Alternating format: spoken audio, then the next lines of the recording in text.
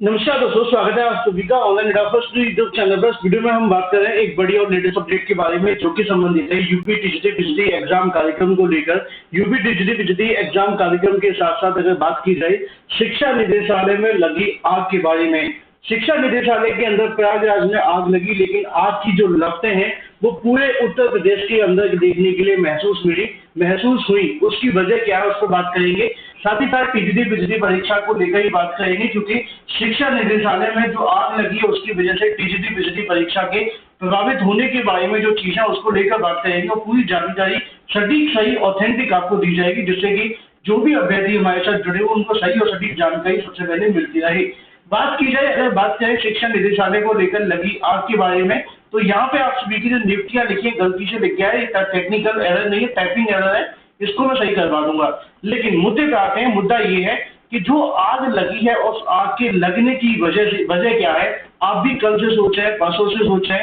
ऐसा कहा जाता है हमारे देश के अंदर, आपने देखा होगा, ऐसे हमारे देश के अंदर ही ऐसा कहा जाता है कि हमारे जो बड़े बुजुर्ग हुआ करते थे वो इस बात को ज्यादा मानते थे कि दिन में कभी न कभी आपकी जुबान पर एक बार सरस्वती बैठती है।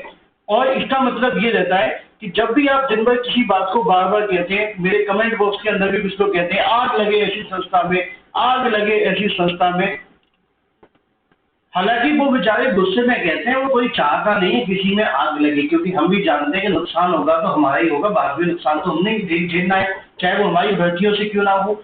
अब आग जो लग गई है, अभी आग लगी क्यों है, किसकी वजह से लगी है, क्योंकि इसको लेकर बहुत सारे सवाल उठने लाजमी थे। मैंने सुबह की वीडियो में बताया था कि संडे का दिन था और कर्मचारी कोई वहां पर थे नहीं और लाइटें सारी की सारी बंद थी, तो आग कैसे लग सकती है।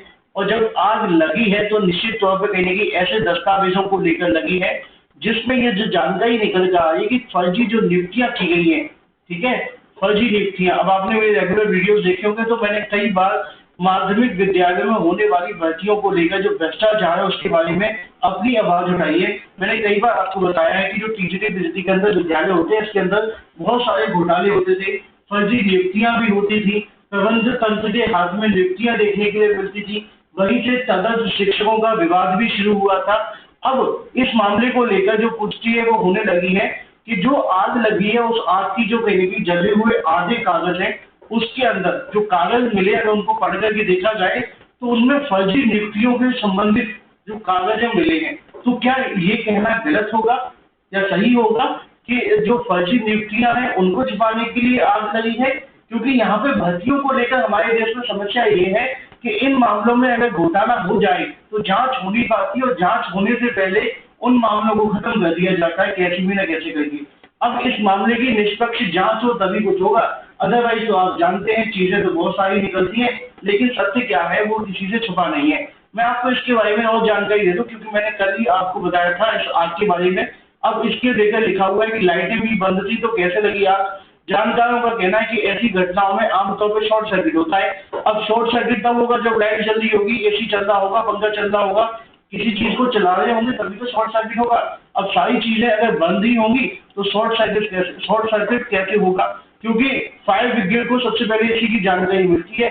जब वो आग बुझाने जाते हैं ना तो पहले जायजा लेते हैं कहीं ऐसा तो नहीं शॉर्ट सर्किट हुआ हो, और अगर शॉर्ट सर्किट हुआ है तो पहले उसको बंद करने की कोशिश करते हैं लाइटों को, जिससे कि कहीं ना कहीं पानी डालेंगे तो सबको पता लग जाएगा, इसलिए उसको रोकने की कोशिश की जाती है। आजकल तो एलसीबी बीसीबी पता नहीं क्या क्या आ गया है, उनसे भी बहुत सारी चीजें बच जाती हैं। लेकिन लिखा हुआ है कि जो फायर स्टेशन के ऑफिसर का कहना है कि यहाँ पे अगर बात की है वह मौके पर पहुंचे तो दरवाजे खुले हुए थे, साथ ही सभी लाइटें और स्विच भी बंद थे।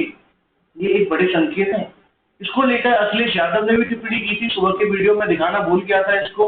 सबूत मिटाने के लिए लगाई गई शिक्षा निदेशालय में आग। अगर बात की जाए, अखिलेश यादव ने कहा है कि प्रयागराज में शिक्षा निदेशालय उसकी घटना पर कहा कि आरक्षण में धांधली की गई, इसलिए सबूत मिटाने के लिए आग लगी है। ये 69,000 की बात करें क्योंकि वहां पे आरक्षण में घोटाला हुआ है।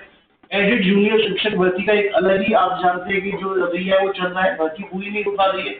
अब बात कर लेते हैं इस मामले को लेकर। देखो यहाँ पे जो आग लगी है ना उस आग के अंदर निकला क्या है ये आप समझने की कोशिश करें, शायद आपको ज्यादा अच्छे समझ में आ पाएगा। लिखा हुआ है वित्तीय लेन देन पंजीकरण से लेकर जांच संबंधी फाइलें देखने के लिए मिली है।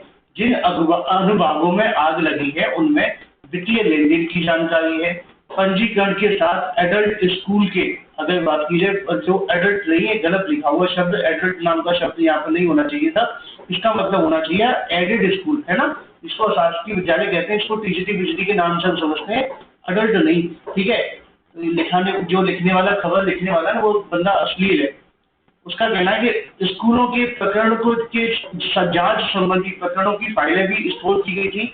मौके पर पहुंचे कर्मचारी नेता प्रदीप कुमार सिंह का कहना है कि यहाँ शिक्षकों की नियुक्ति के साथ जांच संबंधी फाइलें भी थी। यही तो समस्या है हमारे देश में, जांच होगी नहीं तो फिर पता कैसे चलेगा हुआ क्या है। ये लिखा हुआ, आप यहाँ से पढ़ो, यहाँ पर ये वाला लिखा है ना, ठीक है, इसमें लिखा हुआ सारी बातें, सब बातें खत्म हो जाती हैं कि यहाँ पर जो आपकी जांच होनी है ना, शिक्षकों की नियुक्ति से संबंधित और जांच से संबंधित जो फाइलें हैं वो यहाँ पे थी, जो अब नष्ट हो गई हैं, ठीक है, यानी कि सबूत मिट गए हैं। उधर अगर बात की जाए, प्रत्यक्षदर्शियों का कहना है कि जले हुए दस्तावेज में कुछ अवशेष भी मिले हैं। इन्हें देखकर तो यही पता लगता है कि जो फर्जी तरीके से नियुक्तियां हुई हैं, उन नियुक्तियों से प्रचलित जांचों से संबंधित दस्तावेज जलाए गए हैं। अब जब जांच होगी तो पता चलेगा, जांच नहीं होगी तो पता नहीं चलेगा। फिलहाल मुद्दे की बात ये है, दो बातें बहुत बड़ी हैं कि जो शिक्षकों की नियुक्ति है उससे संबंधित इस मामले में कई की चीजें देखने के लिए मिली हैं, और उनकी जो जांच चल रही थी वो चीजें नष्ट हो गई हैं, और जो अवशेष मिले हैं उनमें फर्जी तरीके से जो नियुक्तियां की गई हैं उनके संबंध में जो मामले वो सामने आए हैं। यानी कि अब फर्जी नियुक्तियों से संबंधित जांच आगे होगी कि नहीं होगी, क्योंकि दस्तावेज ही खत्म हो गए तो बचा ही क्या, कोर्ट में लगा दिया जाएगा, शायद मामला खत्म हो जाएगा। तो ये तो बात हो जाती है जांच के बारे में। अब थोड़ी सी बात कर लेते हैं शिक्षा निदेशालय में लगी आग को लेकर टीजीटी पीजीटी परीक्षा के बारे में। कल से ही इस बात को लेकर अभ्यर्थियों के माध्यम से सवाल किए जा रहे थे सर टीजीटी पीजीटी को लेकर क्या होगा। कल जब मैंने देर शाम को इसके बारे में बताया था, तभी मैंने इसको लेकर आपको समझाया था, और इसके बारे में मैंने एक बार फिर से आज जानकारी ली है, बताया मैंने आपको, और जो मुझे पता चला है वो आपको बताऊंगा। टीजीटी पीजीटी को लेकर मैंने आज भी इसके बारे में पूछा कि सर जो शिक्षा निदेशालय में आग लगी उसका टीजीटी पीजीटी से कोई संबंध है या इससे संबंधित कोई मामला प्रभावित कर सकता है। उनका कहना यह है कि चूंकि टीजीटी पीजीटी जो भर्ती आपकी देखने के लिए मिली थी वो 2022 के अंदर माध्यमिक शिक्षा सेवा चयन बोर्ड के हाथ में थी, क्योंकि शिक्षा निदेशालय के पास में नियुक्ति से संबंधित कार्य होता है, अध्याचन से संबंधित कार्य होते हैं। अब ये मामला ना तो अभी आपके अध्याचन पे रुका हुआ है, ना ही नियुक्ति पे रुका हुआ है ना। अब ये मामला कहाँ पर है, अभी आपके बोर्ड के हाथ में, आयोग के हाथ में है। तो आयोग इसको लेकर प्रोसेस कर रहा है, और अभी आयोग ने जो आपका डाटा दिया है वो ऑनलाइन मोड में है ना। आपने देखा होगा कि आपके आवेदन ऑनलाइन दिए गए थे, तो वो एक तरीके से आपकी गूगल ड्राइव नहीं होती, ऐसे ही इनके पास क्लाउड होती है। तो क्लाउड फॉर्म में एक सर्वर में कहीं आपका डाटा रखा होगा, और उम्मीद है कि उसमें किसी प्रकार की कोई दिक्कत नहीं आएगी। इस आग की लगने की वजह से टीजीटी पीजीटी परीक्षा तो कम से कम स्थगित नहीं होगी, ये पूरे तरीके से कंफर्म है। और इस आग की वजह से टीजीटी पीजीटी परीक्षा इसलिए स्थगित नहीं होगी क्योंकि शिक्षा निदेशालय का परीक्षा से कोई संबंध नहीं है। हाँ, संबंध कब होता है, जब विज्ञापन निकालना होता तो अध्याचन आते तो वो भी अब ऑनलाइन कर दिए गए हैं। हाँ, नियुक्ति की प्रक्रिया शुरू हो गई होती तो शायद आपकी नियुक्ति डिले हो सकती थी, क्योंकि अभी परीक्षा पर मामला अटका हुआ है और परीक्षा से संबंधित जो भी कार्य करना है वो करना है शिक्षा सेवा चयन आयोग को, सारा का सारा डाटा उनके पास है। तो ऐसे में इस मामले पे कोई फर्क नहीं पड़ना चाहिए, और इसकी वजह से कोई परीक्षा स्थगित होगी भी नहीं। मैंने भी सोर्सेज से जानकारी ली है, वहां से मुझे यही पता चला है। आप लोग अपनी तैयारी करते हैं, अपनी परीक्षा को लेकर कोई नई बड़ी जानकारी निकलेगी तो मैं आपको बता दूंगा। Thank you for watching this video.